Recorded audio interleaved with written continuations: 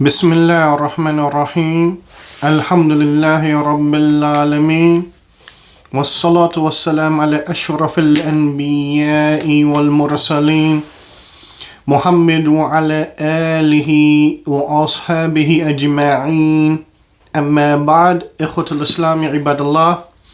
I want to begin this particular video citing a statement of Allah Tabaraka wa Ta'ala as an introduction to what I plan on discussing.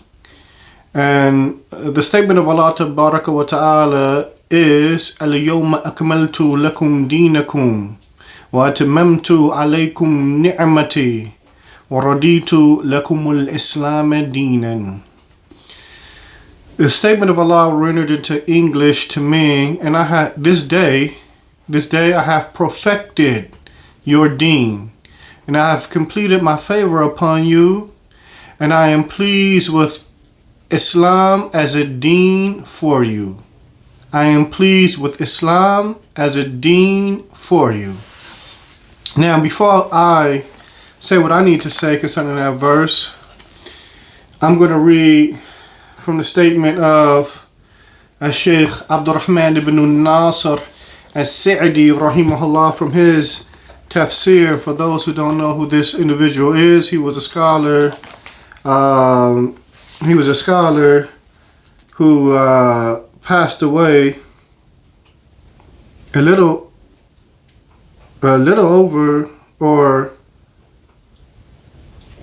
he was the scholar or the teacher of Sheikh Muhammad ibn Salih al-Uthaymeen, right? He was born a little over 100 years ago and died in the Hijri year 1376. And it's we're currently in the 1400s, 1445 to be exact. At any rate, he was a scholar, and one of the things that he specialized in was tafsir. And he has some comments as it relates to this particular verse.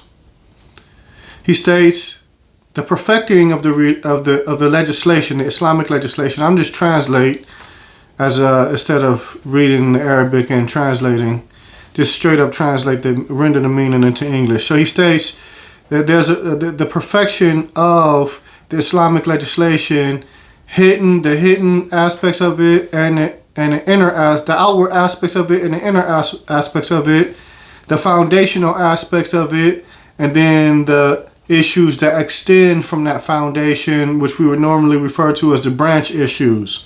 He states that all of this, the perfection was made in all of this. And on account of that, the book and the sunnah, meaning the prophetic traditions, both of these two things are sufficient. Both of these two things are sufficient. Yani for who? For those that claim to adhere to these things, they're sufficient. Yani as what? As guidance. As what? As a means to judge by. So he states that both of these two things are sufficient from every aspect of sufficiency, or that which suffices, as it pertains to what?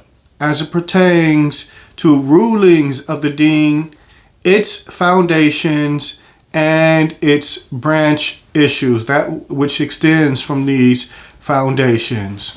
In other words, the Muslim hears that the Lord of all that exists, he who is Al-Hakim, he who is, as is translated to be all-wise, but this name Al-Hakim shows that he has perfection in his wisdom, in his hikmah, his wisdom, and perfection in his hukm, in his judgment.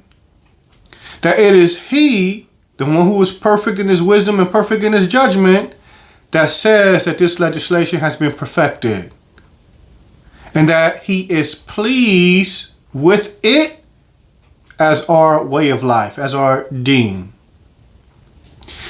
But should that foster in any Muslim that understands that, reads that, and acknowledges that, that should foster in the Muslim that anything that opposes that, anything that contradicts that, anything that second guesses that, yani the legislation of Al-Hakim, then it's not worthy for a person that hopes in Allah in his last day, hopes in Allah in the last day, to give any consideration to consider in any way to have some type of worth, and thus forth and so on. Why? Because it conflicts and contradicts and opposes that which Allah wa ta'ala is stating that He has perfected. So why should it be given consideration? Why should we blink or bat an eye at that which is in contradiction to this? We shouldn't. We shouldn't. Now, there's a point there's a reason why I made that point as a preliminary aspect of the discussion that I'm going to deal with now. First, I was recently online, on Facebook in fact, and the first time I saw it, I ignored it. I just thought this person needs to learn their religion. But then I saw it a second time, and I said to myself, this must be a resurging doubt that some people still have with them. And this resurging doubt is that polygyny can't be practiced here in the U.S. because it's illegal. It's illegal in the U.S. So, and we as Muslims, we're supposed to follow the laws of the land that we're in. Now, I have never heard any group of people say this except people who are followers of World Huddin Muhammad's community. They're the only ones that I've ever heard say this.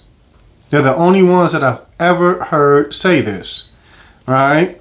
And then they'll go as far as to claim that certain things are in the Quran that are literally not in the Quran. And if you just simply ask them, where's the verse that states that, then you go down another rabbit hole, so to speak.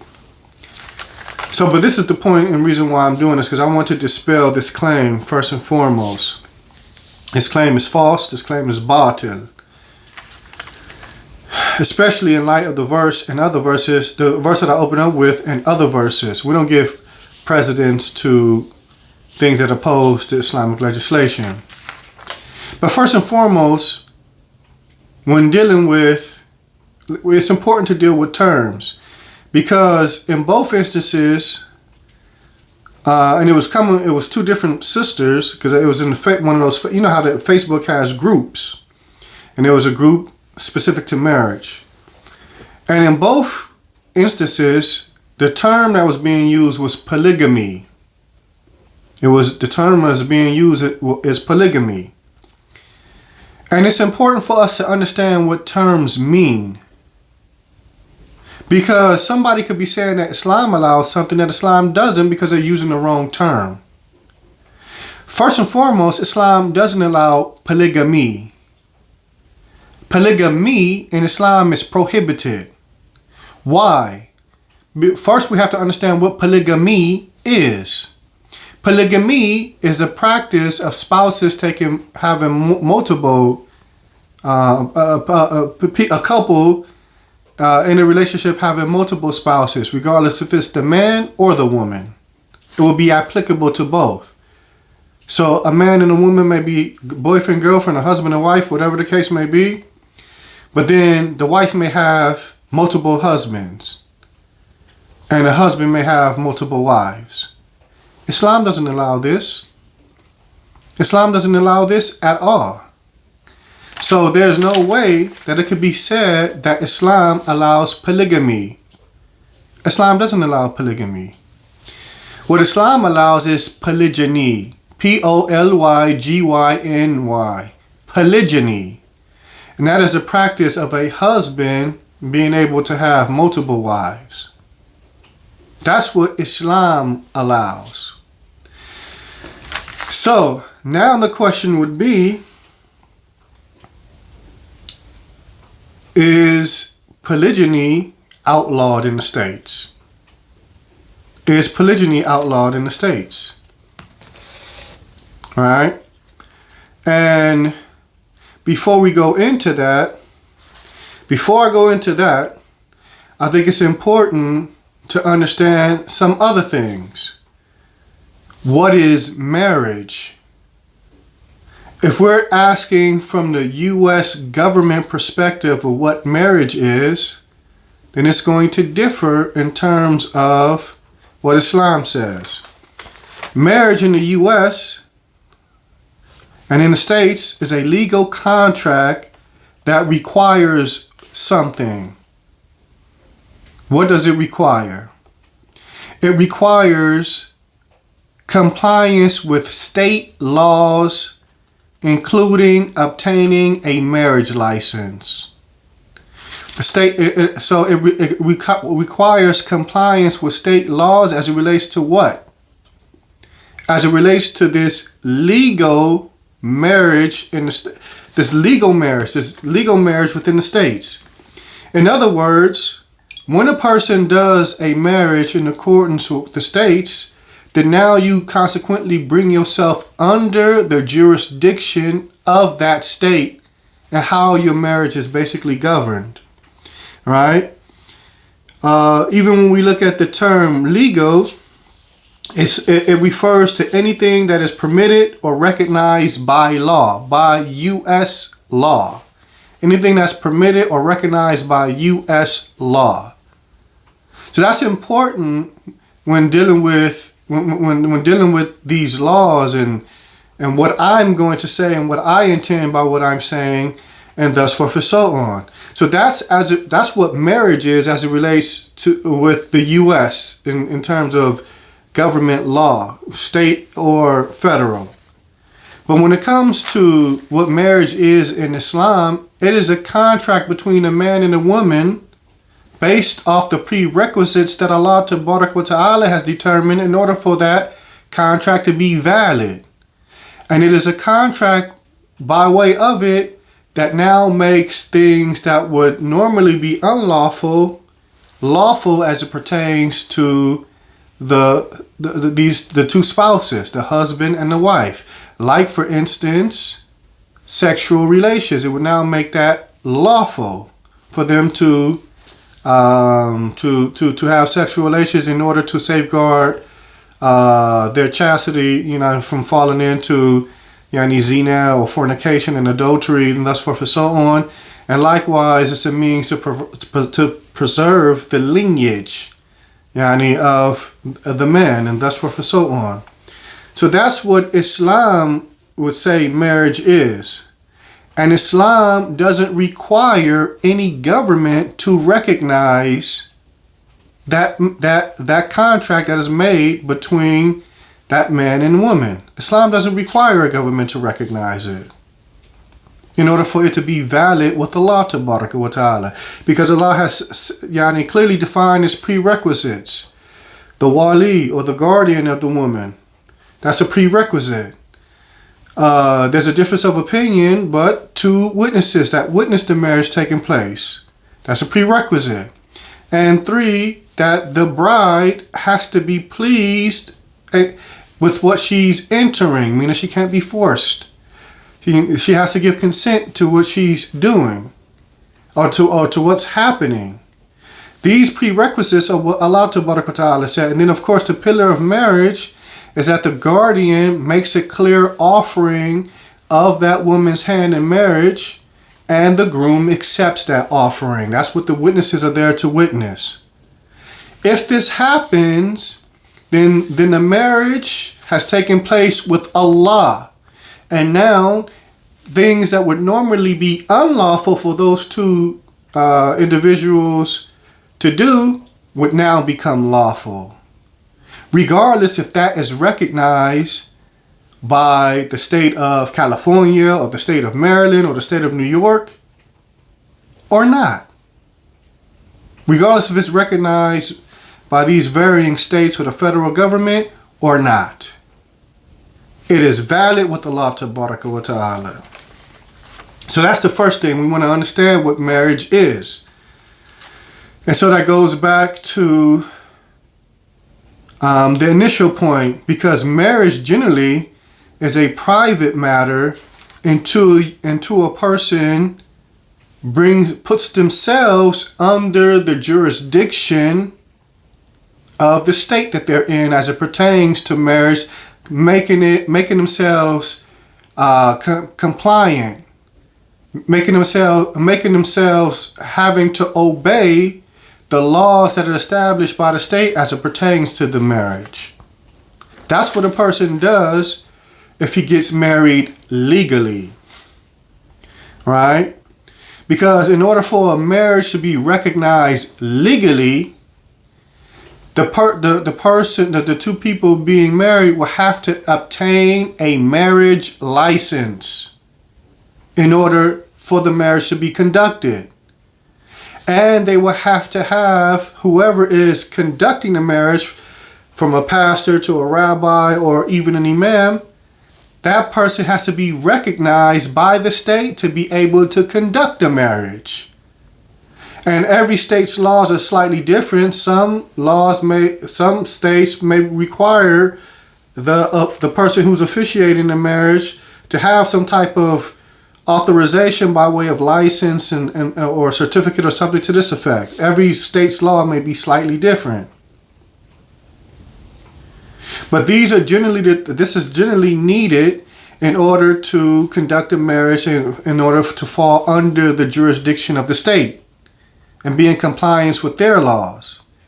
Because once you have a marriage license and you have a person who's officiating the marriage and he has the authority from the state to be able to officiate marriages, and you guys sign whatever documents, then you have to take those documents and register that marriage with the state.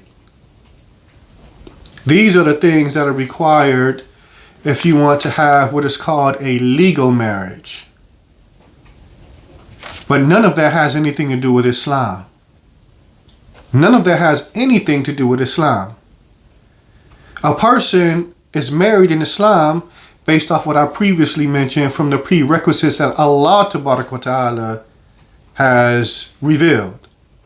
And if a person doesn't choose to go these legal routes to bring themselves under the jurisdiction of the state that they're in, then their marriage, if they do it religiously like what I just mentioned from what the prerequisites that Allah has set, then their marriage is a civil matter. It's a private matter. It's a civil matter or a private matter. But if they go the other route, then it's like I said, they bring themselves under the jurisdiction of the state, and now they have to comply with these laws that may consequently contradict what Islam is saying. So in reality, if you go that way to have a quote-unquote legal marriage, all it is you're going a route to have your marriage recognized by the state that you're in, or by the U.S. government, and that's for so on. So now that goes to the point of when we're looking at the legal marriage and we look at a marriage in Al-Islam, then it comes to the doubt. They say polygamy, but first and foremost, Muslims don't even agree with polygamy. Polygamy is haram in the religion. What the Muslims do is polygyny, right? So now the question would be, is it illegal in the States? Is polygyny illegal in the States, or even polygamy? Are these two things illegal in the States? What is illegal here in the U.S. is what you call bigamy. Bigamy, B-I-G-A-M-Y. And what is bigamy? Let's go to exactly what bigamy is. Bigamy is the act of marrying one person while still legally married to another. So in this definition, when it says it is the act of marrying one person, what they mean by that is the act of marrying one person in compliance with state laws, meaning you're attempting to legally marry a second woman. You go out and get a marriage license, and you go out to get a pastor or a rabbi or imam that has authorization from the state to be able to officiate marriages. You doing all this while having this paperwork over here, another marriage that's legally recognized by the state. This is what's illegal. This is called bigamy. And this is a criminal offense. This is a criminal offense. So when a person says that with the U.S., they outlaw polygamy or polygyny, we would say that that is not 100% correct. What they've outlawed is bigamy, which is the practice, what I just basically mentioned. But if you marry a person religiously without obtaining a marriage license and then going to a person, to officiator who's been authorized by the state to officiate marriages, and then after doing all that and signing documentation, then you take the paperwork to the U.S. courts or to the county recorder's office, or whoever, the county recorder's office, or most likely it's the county recorder's office, and then when you register that marriage with the state, if you don't do any of that in the first place, then how is it that you would now be committing a crime if you're getting married a second time and you're still not going that process? You're still not following that process to be recognized by the U.S. government or the state to be married. Allah doesn't require us to do that. Allah doesn't require us to do that. And on top of that, when we do that, we bring ourselves under their jurisdiction to now have to follow and comply with laws that contradict al-Islam. Things that are connected to alimony and inheritance, and other than that. Now the judge is not the book and the sunnah. The judge is the state. The judge is the government, and thus forth and so on.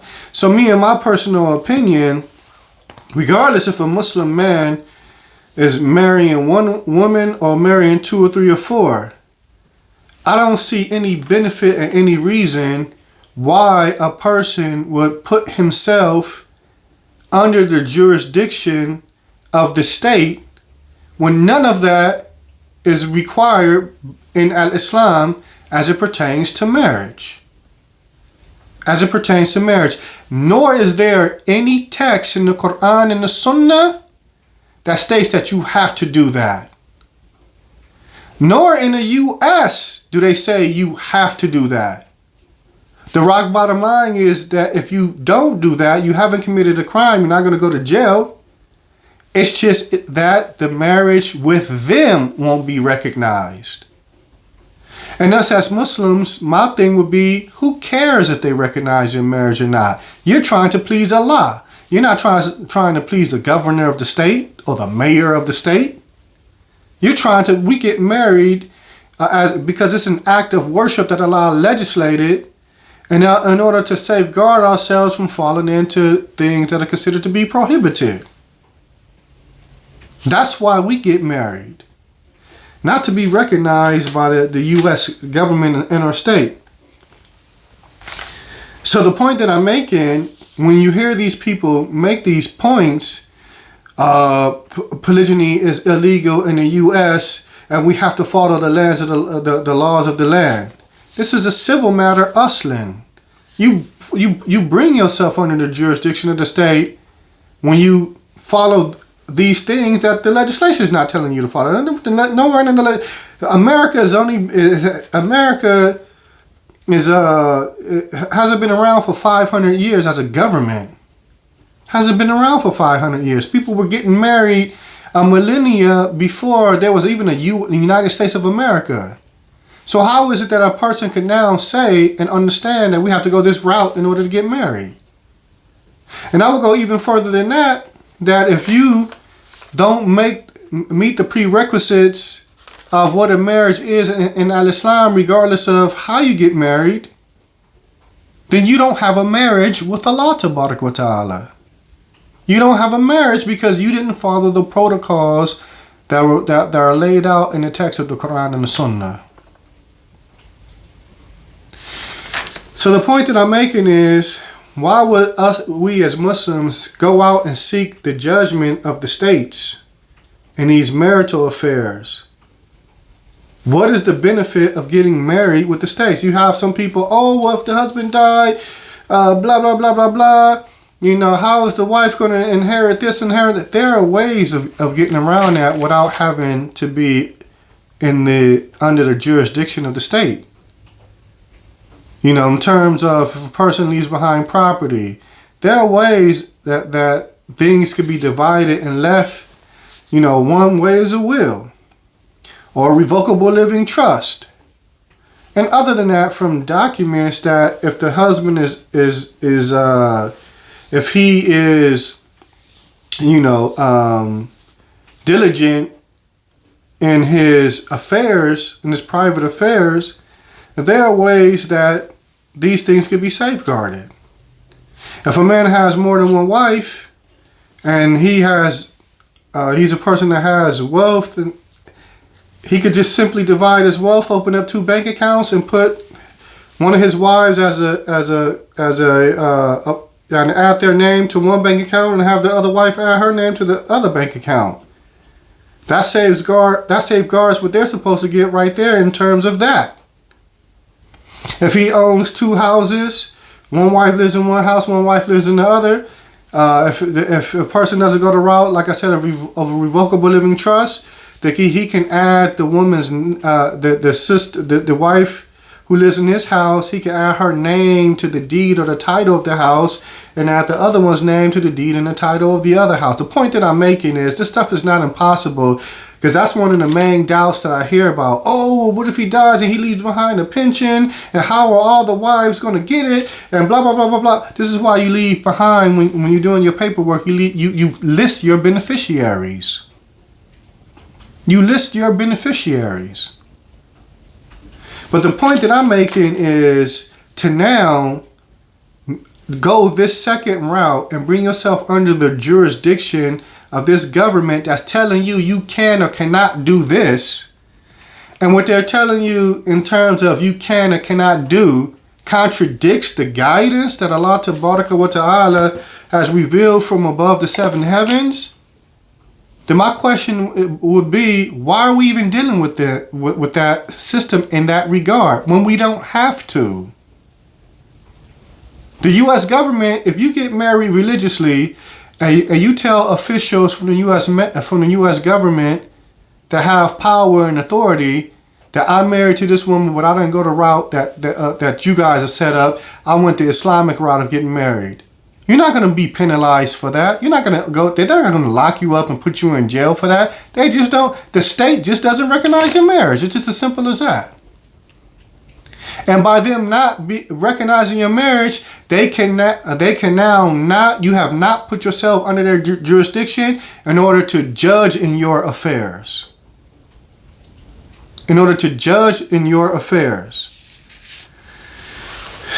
And so my thing would be, for all these people that keep saying that, these are people that, okay, you live here in the U.S., but you must not understand how things go. Or you're just upon your desires. If a sister just doesn't want to be in polygyny, sister, you just don't want to be in polygyny. You don't have to say all this other stuff. Oh, you're not supposed to get married. Polygyny's outlawed here and blah, blah, blah, blah, blah. We don't have to say all that. Just say you don't want to be in polygyny. It's just as simple as that. You don't have to be. You don't have to be. If that's not what you want for yourself, you don't have to be. But we definitely are not going to run to their court system and seek judgments that contradict and conflict with this guidance that Allah Tabaraka wa Ta'ala has told us that He's perfected. Allah Tabaraka wa Ta'ala, He teaches us, أَفَحُكْمَ الْجَاهِلِيَّةِ يَبْغُونَ وَمَنْ أَحْسَنُ مِنَ اللَّهِ حُكْمًا لِقَوْمٍ يُؤْمِنُونَ. Allah Tabaraka wa Ta'ala, He teaches us, أَفَحُكْمَ الْجَاهِلِيَّةِ يَبْغُونَ. Is it the judgment of ignorance that they desire? Is it the judgment of ignorance that they desire? وَمَنْ أَحْسَنُ مِنَ اللَّهِ حُكْمًا. And who is more better than Allah as it relates to judgment? لِقَوْمٍ يُوقِنُونَ. For a people that have certainty. For a people that have certainty. Who is more better in judgment than Allah Tabaraka wa Ta'ala for people that have judgment? The U.S. government? Are they better? And the laws that they set as it relates to child support and alimony, if a marriage wasn't to work out, is what they're, now you have to haul yourself into court and deal with all of those things, and now you have to comply with what the state says, despite the fact that what they may be doing clearly contradicts how Allah determines how a divorce happens, and what is rightly due to this one or that one. We're going to take that judgment over the judgment of Allah. We're going to bring ourselves under the jurisdiction of these types of individuals instead of remaining under the laws that Allah Tabaraka wa Ta'ala has revealed in the text of the Quran and the Sunnah. That's what we're going to do. You gotta excuse me, I'm getting a bunch of alerts. I don't know what this is about, but anyway, my main point is, my point is clear. My point is clear. So if a person just basically doesn't want to be in polygyny, if a sister doesn't want to be in polygyny, sisters, you don't have to be. You don't have to be in polygyny if you don't want to. You know, and at the end of the day, we say that may Allah Ta'ala bless you all with that which is beneficial for you. May He bless you with that which is beneficial for you. But these excuses that people say, you know, I mean, you know, these statements, they have ramifications. There's more to it than these empty statements. These empty statements have meanings, and contemplation really needs to be given to what they mean. Because if we really contemplate on what people are saying, what it means and what it entails, then we give contemplation to that and understand that and know that, but and still roll in that direction, then what could be fear for a person would be disbelief, willing to make lawful what Allah has made unlawful. And this is something that is tremendous and it's no joke. So we want to be people with insight and understanding, and especially as it relates to our legislation. We want to have a clear understanding of our legislation. And of course, we have an understanding of what is taking place in the society, so that when we do open our mouths and start talking about what's lawful and what's unlawful, what we can and cannot do, that we're speaking in accordance with the guidance that Allah Ta'ala has revealed from above the seven heavens. And likewise, we're speaking from a perspective of understanding the ramifications if we choose to go into a particular direction or not. And Allah Ta'ala knows best. And with that, subhanakallahumma wa bihamdik, ashhadu an la ilaha illa ant, astaghfiruka wa atubu ilayk. Man, I hope that was clear. I hope there was no confusion in what I just mentioned. I hope that is explicitly clear. And Allah Ta'ala knows best. Assalamu alaikum wa rahmatullahi wa barakatuh.